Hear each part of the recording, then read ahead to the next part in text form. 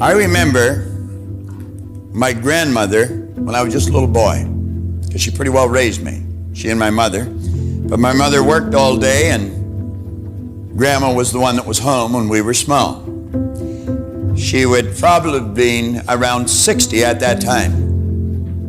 And you know, every day of my life that Grandma spent with us, I think I heard her say, "I'll soon be gone, dear, I'll soon be gone."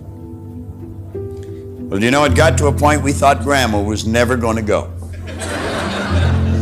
Now, we didn't want her to, of course. She was a dear soul. She really was.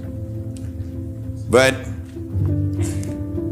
Grandma kept saying, "I'll soon be gone." She was 94 when she left. 94.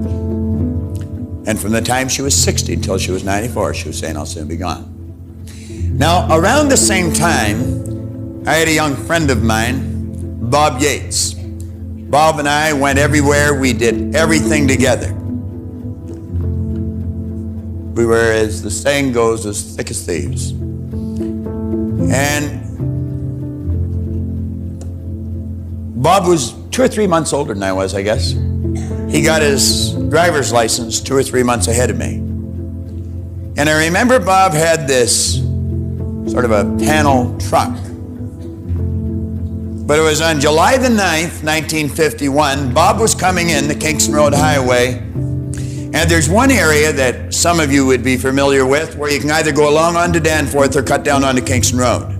And Bob was cutting on down to Kingston Road, and it was necessary to go under a concrete overpass. And as Bob come down there, wham, just like that, he hit that concrete overpass, and like that, Bob ran out of sand. 16. Now that was a terrible impact in my life.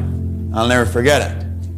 But if you had asked Bob a half hour before that how much sand he had in the top of his glass, he probably would have said half a century for low. He didn't have a half an hour. Now, I choose to believe that we all hope that we're going to go to bed tonight. And we're going to get up tomorrow morning. We're going to go to bed tomorrow night. But none of us know